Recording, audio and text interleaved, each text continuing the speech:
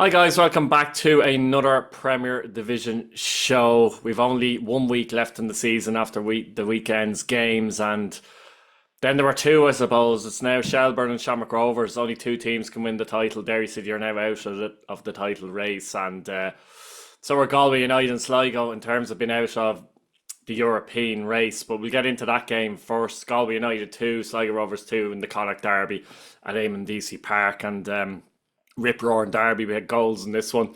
With two draws between them this season, both nil-nil draws. Galway haven't beaten Sligo this season, and that draw just has them 2 points ahead of Sligo in the league with two games to go. Goal scorers in the game for Sligo Rovers: Pearce gave them the lead in 34.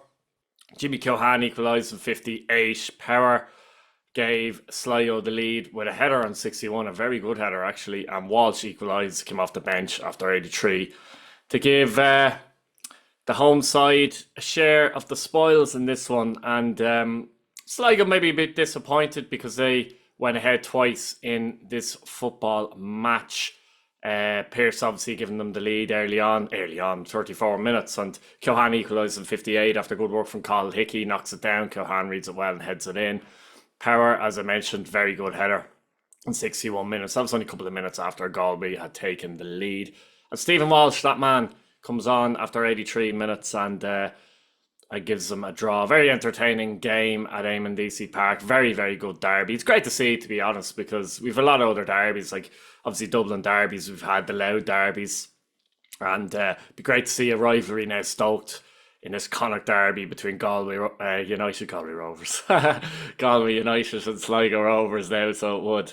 Especially when they're quite close in the league. As I said, with a couple of games to go, there's still a chance Sligo Rovers can pip Galway for that fifth position in the league. So, yeah, very interesting to see this develop maybe in the next few years, this derby. And, it's one I'd definitely love to get to at some point next season. But yeah, Galway United 2, Sligo Rovers 2. Both teams probably satisfied enough no matter what happens now with the seasons they've had. I would say more than satisfied, in fact.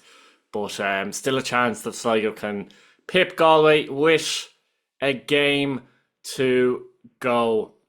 Now I'm going to go to Waterford and Bohs, technically a dead rubber. But going into this game, Bohemians had an opportunity to finish out of Waterford basically if they won the game, and they'd be a bit disappointed that they came down here and took the lead in 81 minutes thanks to James Clark. A wonderful header by James Clark actually. The voice free kick is very good, but Clark has to do a lot. It's a brilliant header to give Bohs the lead after 81.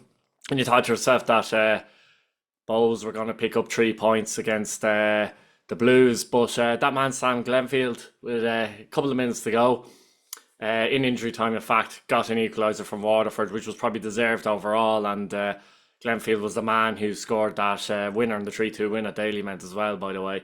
But Waterford had chances after that, and you just wonder if the goal came earlier, could they have nicked it? Because Bohs were starting to panic a little bit at the back, to be honest with you. And Waterford ending a little bit of a rush and a sense of defeats, haven't they, in the league to get that draw. I know they drew a couple of weeks ago as well, but look, they've been losing a lot of games overall, so they haven't drawn too many games. So in the last couple of weeks they have drawn, they'd obviously rather win, wouldn't they? But it means that they will finish out of Bohs no matter what happens going into the last game. They can't finish out of Sligo, they can't catch Sligo, they're 7th in the league. I think 7th overall. The context of the season, they look at it because they had such a good start, but overall they have to look at it and say, look, that's satisfying. First time back in often Waterford have come up and gone straight back down, to be fair, haven't they? So it's satisfying enough, I think, for them. And I suppose the big thing for them going into the last day is Podge Hammond. Can he at least get level with Pat Hooban in the goal scoring charts? He's played very well. Hammond is 36 now, and he's had a very good season, to be fair, for Waterford. Sometimes starved of chances in games being created. He's very much a in the box striker, isn't he? But puts a lot of work in for the team as well. I think he'd probably need a bit more help, if I'm honest, next season. He's not getting any younger, as they say, either. Nobody does, but another season as well might be difficult. So it'll be interesting to see how he does next season for Waterford, actually. But Bohs, look, it's capping off a very disappointing season for Bohs. I still think there's a few green shoots for them. They have Devoy and Tierney from the start next season, which is huge in my opinion. the jury's still out on Alan Reynolds, to be fair, but they have to give him a chance, a proper chance next season. Unless something disastrous happens, they have to give him a proper chance, and be interested to see what they do in the window, because they have to get it right. They do have some very good players, Bowes, still at their disposal, in my opinion. If they can get the best out of James Clark as well. Um, the idea of him, Tierney, and Devine in the one team could be interesting. But they'll need to bring in a centre forward, but a centre forward that's going to be better than what they have. I know Jamie Gullen has been linked, and Colin Whelan also, so interesting stuff there for Bohemians. Now, I suppose on to the three big games, if you like, and starting off at Tolka Park, where Shelbourne are 2 points clear with a game to go. And I'm not going to talk too much about the final day of the season, because we'll talk about that in the prediction show. But we'll talk about how things are now in the games. And you always felt like Shelbourne should win this game, to be honest. Drogheda, I think Kevin Doherty even alluded after the game. He said, look, we had to look after ourselves. Anyone with a knock wasn't going to play. And there was going to be players not fully engaged. Let's be honest, there isn't. It just isn't. Even on a subconscious level, that's not going to be the case. But for Shelbourne's point of view, it helps getting an early goal. And Sean Boyd took his goal well after 11 minutes. He scored 10 league goals now. Sean Boyd's so important to Shelbourne in every facet, really. I think he's a bit of a leader as well, but just the art of centre forward play, he gives them a fulcrum, and obviously the goals help as well. And he managed to get a goal there. The early goal would have helped them big time there. Tulloch makes it 2 after Sean Boyd set it up on 54 minutes. And but Zach Canny, in fairness, came on after 67 minutes and Drogheda, then put a little bit of a cat munch of pigeons with a fantastic strike with his left foot. One to watch. Seen bits and pieces of him. He played, didn't he score a hat-trick in one of their FA Cup ties as well against Wilton, maybe?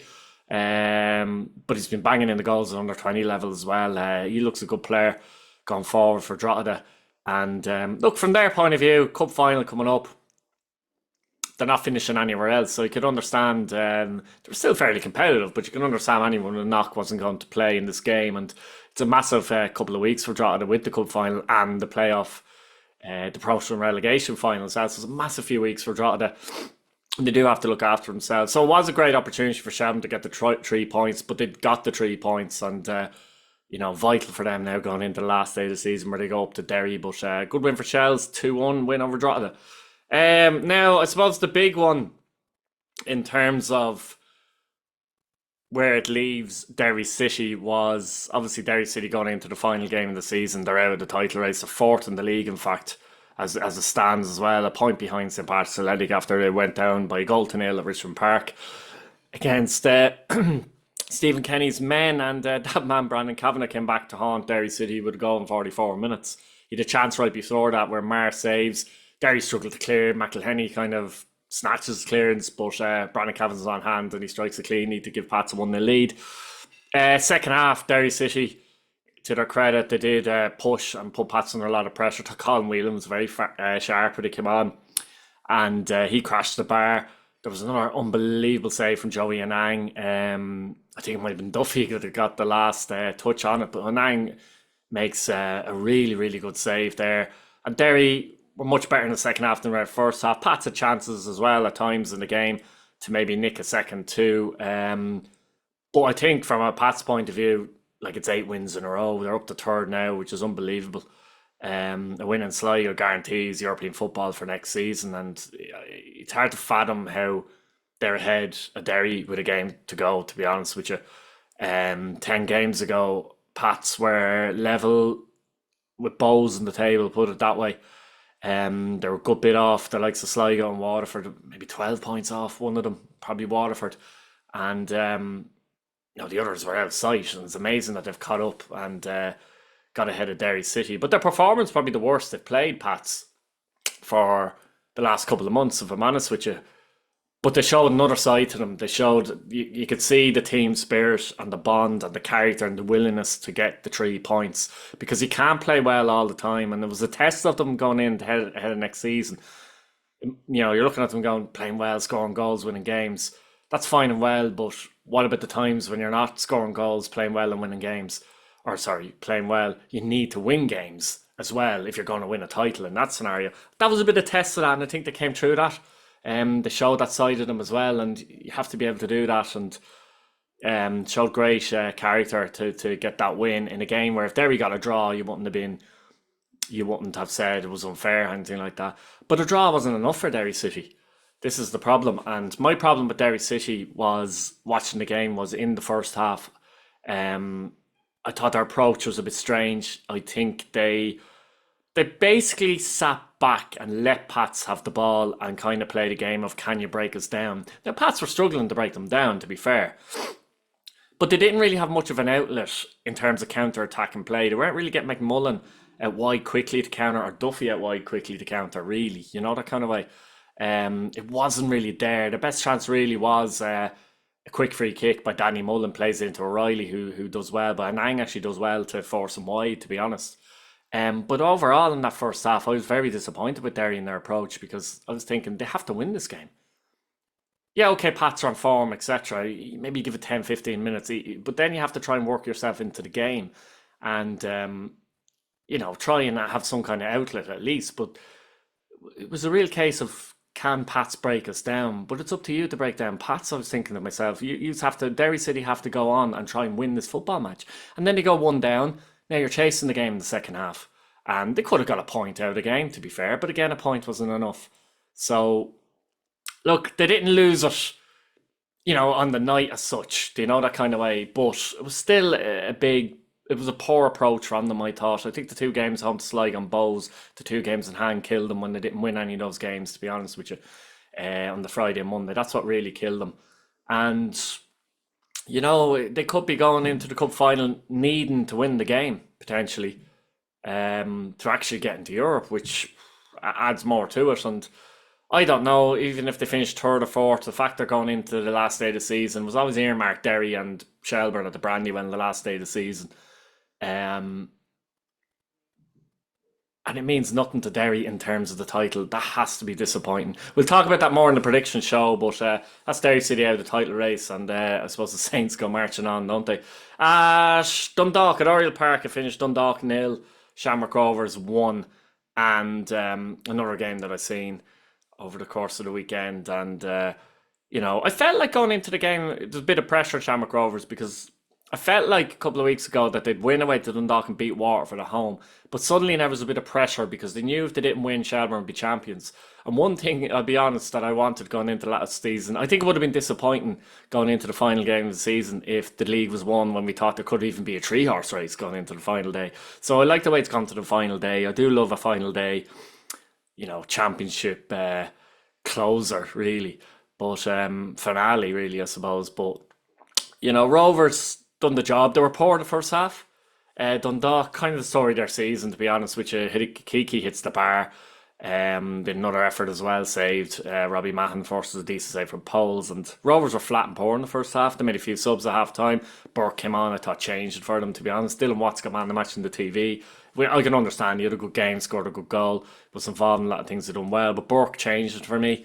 To be honest, and he set up Johnny Kenny very early actually, and Johnny Kenny misses it completely, unfortunately for him, and goes wide. And he was involved in the goal as well for Watts as well, where he was the player that played it in.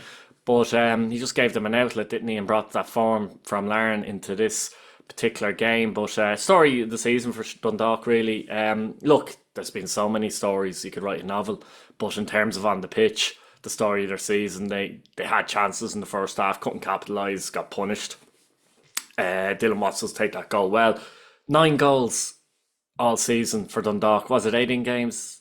Like 18 games at home, isn't it? Yeah, 18 games at home. 9 goals that in the league. That's not good. 4 of them are in one game against Drogheda United as well. Not great. But for Shamrock Rovers' point of view, their chances to get second in the game, Aaron Green probably should have scored in bits and pieces. Dundalk battled on. But they did up it a bit in the second half. They got the job done, and that was the main thing. And they go in on this final day 2 points behind Shells. Who would you rather be? Which position would you rather be in? Shells know if they win in Derry, they will win the league. You'd argue that Shamrock Rovers are playing a Waterford side in the beach, though. But look, again, we'll talk more about that in the prediction show. So I'm going to leave it there, guys. Let me know what you think in the comments. Please subscribe if you haven't already. And that's it, really. Good night. Take it easy.